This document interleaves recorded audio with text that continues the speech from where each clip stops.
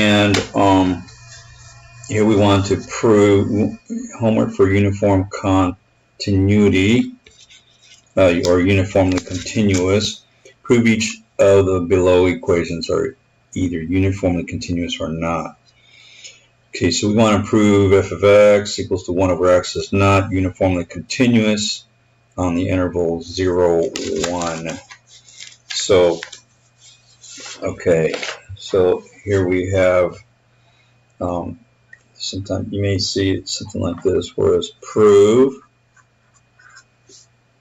I'll use a different marker. Prove our function where x tends towards all real numbers is defined by f of x equals to 1 over x is not uniformly continuous on the interval from 0 to 1. Okay, so let's recall that our function f is uniformly continuous. Uniformly continuous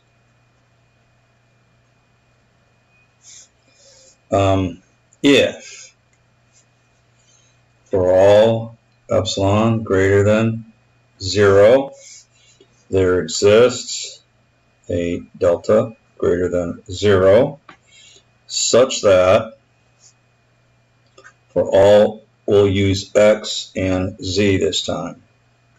There's an element within the interval of, we're saying 0 to 1, because that's what interval that we're working with in this problem. With, and then we have here x minus z, absolute value to that is less than delta, implies that f of x minus f of z is less than epsilon. So instead of x and a, we're using x and z this time. So if we looked at the graph, and it kind of starts off like this and then goes like that, we're looking at the interval from 0 to 1. Okay, so we're looking at this interval here. So if we say, let's say epsilon were 1, so we're talking about epsilon being 1. So this would be x, and this would be z, and this is delta. So if we were to say, all right, here's epsilon at value 1, and here's x, and here's z, again within, well, that's not quite in the interval, but I should have drawn a little bit higher, but anyways, I'll move 1 over. Okay, so we're still in the interval from 0 to 1, so now we can see that delta is much larger. So that's what we're looking at here. So we want to do a proof by contradiction. We assume that f is uniformly, first we know that it's not, but we're going to assume that it is and prove by contradiction that it isn't. We assume f is uniformly continuous. Is uniformly continuous. Okay, continuous. Now let's pick an epsilon. We'll say epsilon equals to 1. Easy number to work with. Okay, so we want to pick something easy to work with. Okay, so therefore then there exists a delta greater than 0 such that for all x and z, our element within our interval, our set S, in this case our set S is from 0 to 1, with again x minus z, absolute value is less than delta, we have a f of x minus f of z is less than epsilon. Therefore,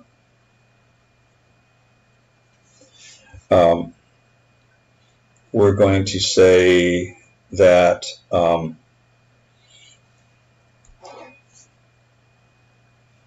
since f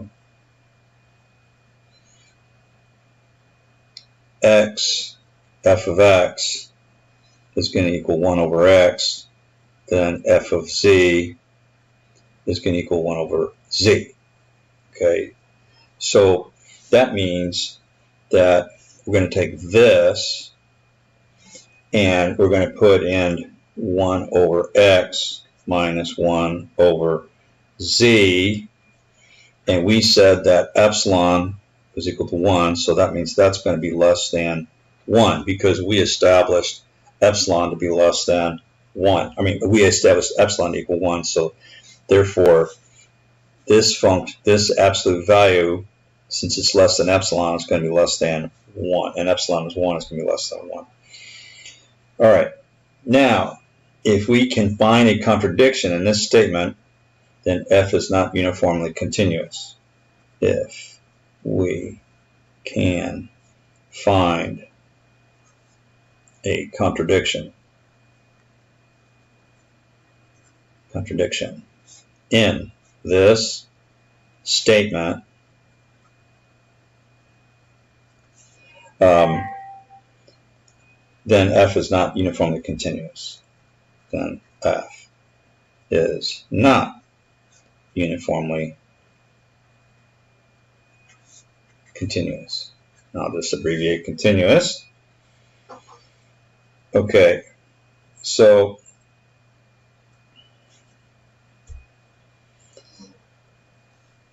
now we're going to say,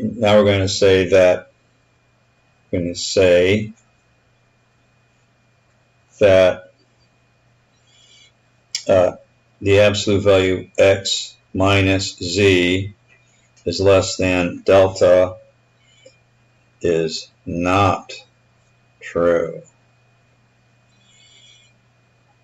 Okay, so let's pick an x that's within our interval from 0 to 1 with, we're saying x is less than, of course, if we want x to be less than delta, then we set z to be equal to x over 2. Okay, so we have x, so the relationship, we're establishing a relationship between x and z, and we're saying that z is half of whatever x is, and the difference of those two are less than delta. Okay, then we can state that so we're saying z is x over 2 and x is less than delta. So therefore, since we said before that x minus z is less than delta, then we can say that, and then we're going to substitute x over 2 in for z. So this would be x minus x over 2, and that's less than delta. So then that means that we need a common denominator here, so we've got to multiply 2 over 2, and we're going to combine these two, so that's 2x over 2 minus x over 2, and that's going to equal to x over 2, the absolute value of x over 2, and since x is an element from 0 to 1, we can drop the absolute value. So since x is within the interval from 0 to 1, then we know it's not going to be negative, and we can drop the absolute value. Since it's between 0 and 1, it's got to be positive, so we're going to drop the absolute value. Okay, since x is less than delta, then we can say x over 2 is less than delta over 2. And half of delta is going to be less than delta. So we said x is less than delta, so half of x is going to be less than half of delta. So that means that x minus z is less than delta, and 1 over x minus 1 over z is less than 1 are true. All right. So from here, so now let's look at 1 over x minus 1 over z. And that absolute value is less than 1. So we're back to here again. We did that once before. And since we said that z is equal to x over 2, okay, we said that right, where are we? Where's set z equal to x over 2? We did that. Since z equal to x over 2, then we can substitute x over 2 in for z. So that makes this 1 over x minus 1 over x over 2. And now let's look at this. This is 1 divided by x over 2. Okay, we're dividing rational numbers, right? Fractions. So that means we have to apply the reciprocal, right? Multiply the reciprocal. So that means this becomes 1 times 2 over x. Okay, so that means this is equivalent to 1 over x minus, so that means we're flipping. We're going to flip this. And so now that's going to be 2 over x.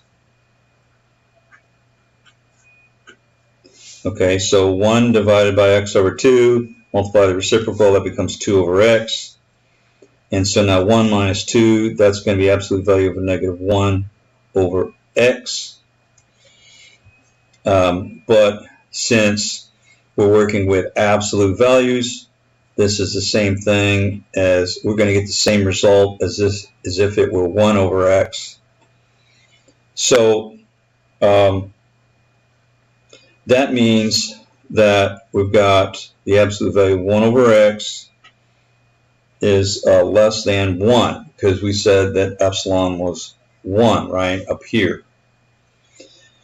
So because we're dealing with an interval from 0 to 1, we can drop the absolute value sign and we just get 1 over x is less than 1.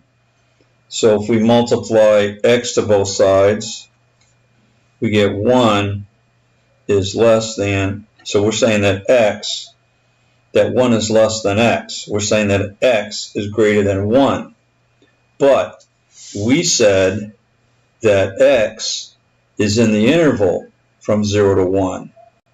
So x can't be within the interval of 0 to 1 and be larger than 1. X can't be larger than the interval. So this contradicts. So this contradicts x being an element with an interval from 0 to 1. Therefore, f is not uniformly continuous. F is not uniformly continuous. Okay, so why? Because the difference between x and z and f of x and f of z has to be less x minus z. The difference between the absolute value of x and z is less than delta, and f of x and f of z is less than epsilon, has to hold true within the interval. Well, we showed that it didn't. And so therefore it is been proving, this is proven, that 1 over x is not uniformly. And that concludes this video.